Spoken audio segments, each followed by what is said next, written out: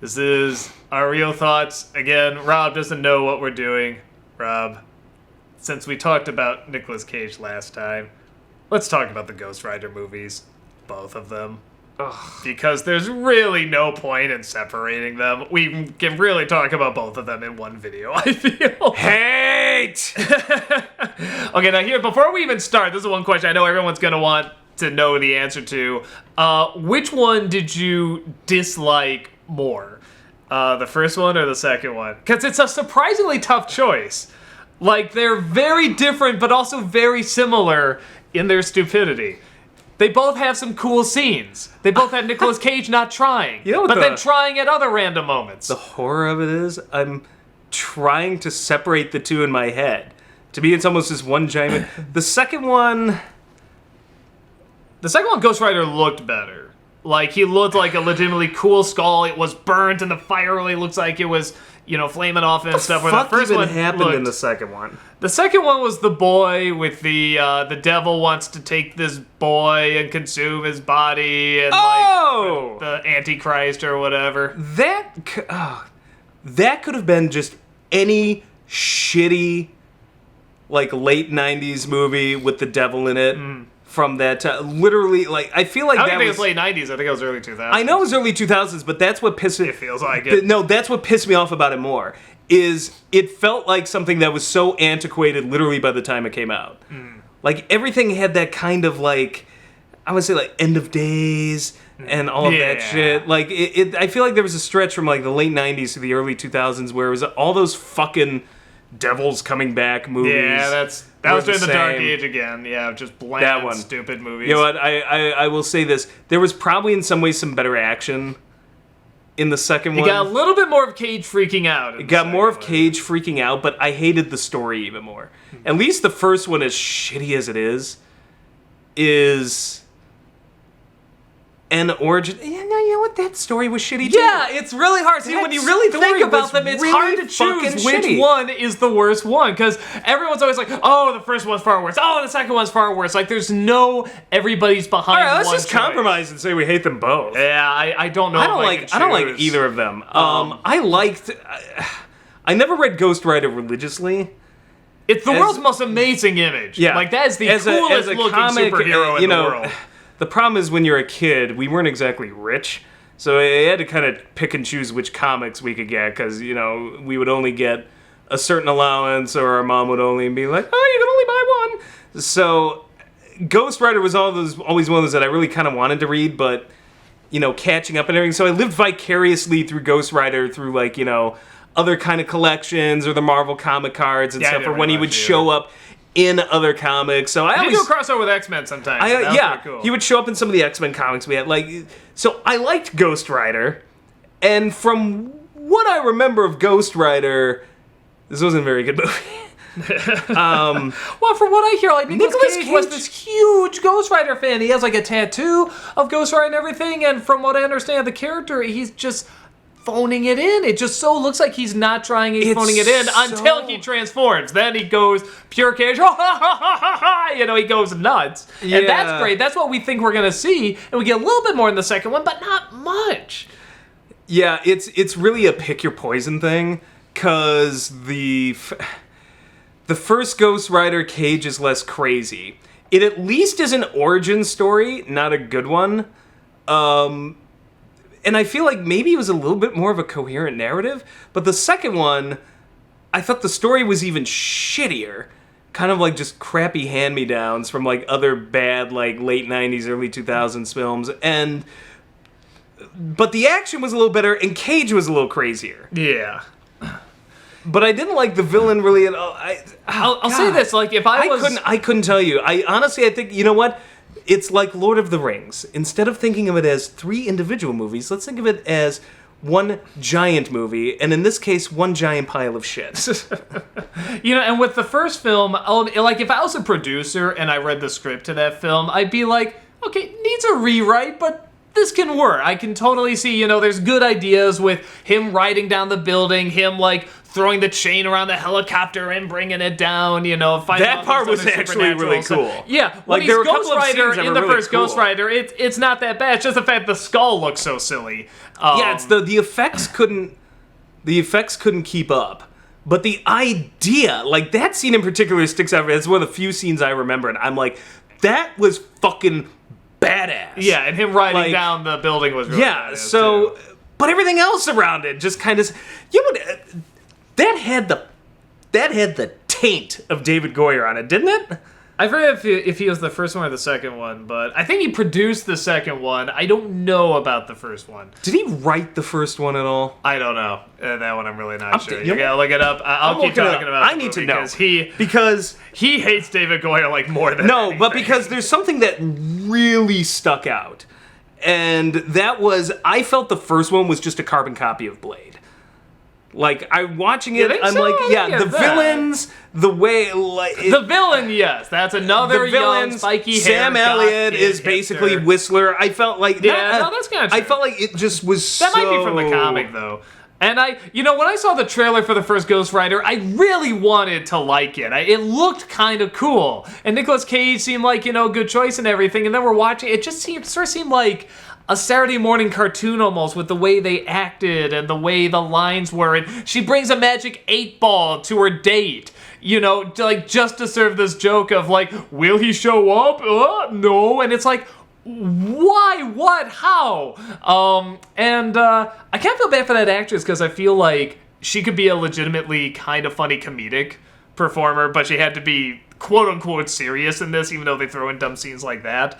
But whenever she has a scene where she has to do kind of a funny expression, like when she's interviewing him, there's a great scene where, he kind of doesn't answer his question. She brings the mic back to him, then back to her. And that was good comedy. I thought that legitimately kind of worked. Okay, so, no, he did not write the first one. He was executive producer. Okay. So his taint was there somewhere. But that, He produced the second one, An executive producer can make a number of calls. He could have just said, hey, give me Blade, because that worked, and I was involved in that. He did, however, both executive produce and write the sequel. And we know how good that was. What I love in the second one, there's this scene where it's like Christopher Lambert's in it with, graffiti all over his face. He kind of looks like in Liar, when Jim Carrey writes blue on his face. He looks like that. As is the case with everything he's in, he's the best fucking thing in the movie. I wish there was just more of Christopher Lambert. But I love him and Cage together would have been an amazing film. There's a scene where he's like, they're taking the boy to the devil or whatever. Cage is like, no, I have my weird trip out scene, no. Well, bring back your fucking honey, you stupid bitches. He says something like that, like, this is the wrong thing to do. And Lambert's like, no, and it does this big close up. It's like, it's not. And I'm like, why did you go in for the big pause close-up on that line? That's not worthy of that. No, it's not. It's not. Mortal Kombat. I love Christopher Lambert. Honestly, he was the best thing in Mortal Kombat. Enter a tournament of Mortal Kombat. You didn't like the Johnny Cage shenanigans? No. I liked the way guys that cracked. Who didn't? It was all Christopher Lambert. I guess it's hard to talk about seeing how we don't know the comics that well, but it's like, even from I just want to see a comic book movie about a guy whose head becomes a flaming skull, these are kind of dull, safe, not interesting movies. Welcome to the world of David Goyer. There's everything he touches. There's like a paint by number quality. It's just paint by number. It's like the script always feels half complete. It just gives you some plot points. You're never that invested in the characters. Sometimes it makes no fucking sense. I will say this: the one thing that I'm grateful for is that I think this was Marvel's sign that this guy. No, we're not. I was gonna say, have they ever had him back? No, I don't think so. After Ghost Rider 2, I think you know what? DC can have him. Yeah, DC can have him, and fucking DC's loss. Maybe this was a Marvel plot from the beginning. How do you? We put in a mold named Goyer. How do you take a? This is like that German plot where I think they shipped Lenin back to Russia. The Russian Revolution happens and they pull out of World War I. It's like how do we take DC down? Oh, we'll just ship him Goyer. Like he tanks the Ghost Rider franchise. What do you think he can do to Batman and Superman? But yeah, I'm trying to think. Before anybody mentions the Dark Knight trilogy, Third String Writer. And Dark City are the same thing. Yeah, same thing. And I'm like, and whatever contributions I think he made to those were the contributions we didn't like. I'm pretty convinced. Yeah, I'm trying to think what... I don't even know what to... Okay, so they're so not interesting. There's a weird sort of... So my wife and I were watching this show on USA called Political Animals. Which had Sigourney Weaver in it. And it was actually... I thought for a first season it was actually a really good show. And they canceled it after season 1. But she was basically playing Hillary Clinton. And it was kind of a fun sort of alternate universe where it's a Hillary Clinton-esque character who is overtaken by a young upstart who's supposed to be Barack Obama, except they pussed out and made him white instead. I'm like, oh yeah, you should have just made it like real life. Does he have messed up white hair like Sanders? Not that that's really this would have been like 4 years ago, maybe. This was a while ago. Okay. Before we all had to feel the burn. But the guy they got to play Clinton, their version of Clinton, was the same guy who played the villain in Ghost Rider 2.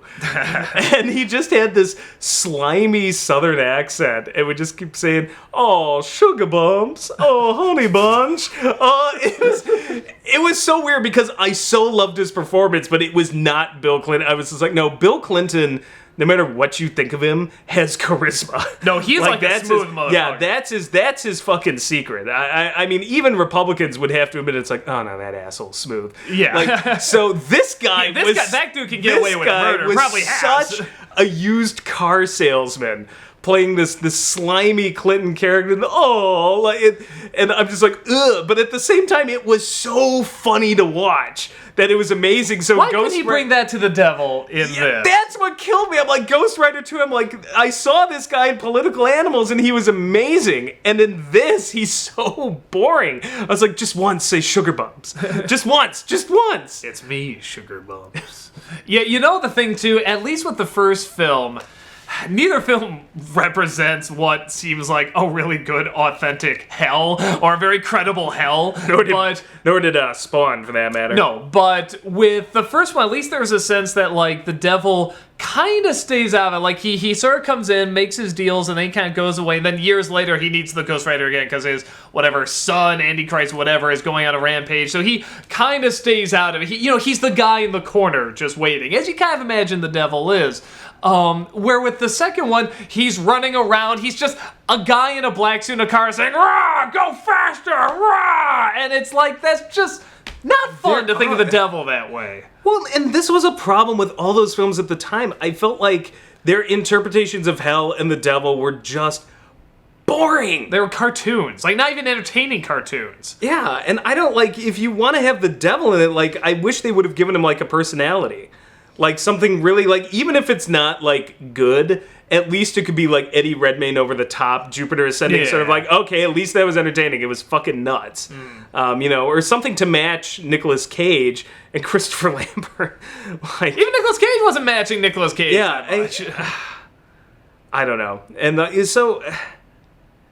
so you didn't feel the first one was a lot like Blade? Because no, when you mentioned those elements, I see. I kept telling you as we were watching, it was like, I just feel like I'm watching a lame ripoff of Blade. No, like the actual... Because like the villains in it reminded me of Stephen Dorff and his idiot brood. No. The villains which I was can also see, the weakest thing and in like that the movie. Whistler guy, I can see. When you like brought Sam that up, Elliott. I'm like, okay, I can see that. Like, this is like, it's supposed to be kind of the same like film. But I never got like there's an underworld, or like, he's good with the sword or anything, or he's like, even the characters don't really seem because you that can't similar. Change that character, but I felt the way the story unfolded. I felt even the way it was shot. That there's a romance in it, which there isn't in Blade, technically. Yeah, but it's like, still, okay, yeah. So goofy. Okay, like, there it was isn't over the top. Hijinks goofy, there isn't in Blade technically, but I feel like even in Ghost Rider, the romance was kind of still shelved. Much like, so it's just like they went one extra step, but I felt like even the way it was, the whole thing exuded something Blade about it. See, I got more like goofy hijinks that would sometimes have this badass character. Don't get me wrong. That's there, but I'm saying a goofy bad version of Blade. Like I feel like the Saturday morning cartoon of Blade. Maybe. I feel like Blade was a template that Marvel, in this case, may have been trying to follow, and then they brought David Goyer on board, and so they're trying to do the darker films. We got like more of the same. I mean, that was certainly a time where it's like, hey, if we're gonna try and make comic book films a thing, we got to make them dark and gritty. But like, even then, more just visually, not usually the storytelling. Though Blade got, pretty gory and everything. But after that, I was like, no, PG-13. Let's keep it PG-13. Turns out Marvel back then kind of sucked at it. Yeah, just like DC sucks at it now. Yeah. No, Marvel was not always the. God, no. It really didn't start like, okay, now you're really fucking good until this like, meteoric rise has been so impressive that we forget how fucking rock bottom Fantastic Four pile of shit. Like, well, and it's not even X-Men's are okay. Okay, well, it's not even Marvel's. Okay, it's not even all Marvel's fault because they didn't have direct control of all of it. But the Marvel properties were not always executed well. And now, of course, we have the honestly, if you told me right after Dark Knight Rises, or even right after Dark Knight, that this would have kind of switched, I would have believed you. I would have thought, oh no, like DC's got this in the bag. I mean, look at what they just did. This is amazing. Well, I think Dark Knight came out around the same time as like Iron Man. But that's the thing. I enjoyed Iron Man, but to me, this still felt like a no. But I mean, like what they were setting up. Yeah, but to me, but you're right. We never like see a it done long before. shot. Yeah, like because when they first said it's like, oh yeah, then we're gonna do Iron Man. Then we got plans. Oh, we got plans. I got so many films. I'm like, yeah. We've heard that a lot. Yeah, we'll see what happens. Sure. And then Iron Man was good, and I'm like, all right, Iron Man was good. Like I thought Iron Man was a pretty good movie. But I'm like, I didn't think at the time that Iron Man was anything as good as like The Dark Knight or something, and then slowly we just reversed ourselves. They never recovered after Nolan kind of left. Yeah. Well, even when Nolan was there, you could argue that, they were okay, I'm sorry. Dark Knight Rises has a lot of problems, and it's not great. It still was a complete trilogy. You know what? Don't like it. But I mean, that's me. I'm not a huge fan of it either. But I think you're like too harsh on it. I really fucking hate it. But whatever. I'll still take it over handing it to Schumacher and doing Batman Forever and Batman. I'm like, at least we got a finished product. So, but yeah, that's our thought on it, guys. And we will be back next time with another Real Thoughts. Later.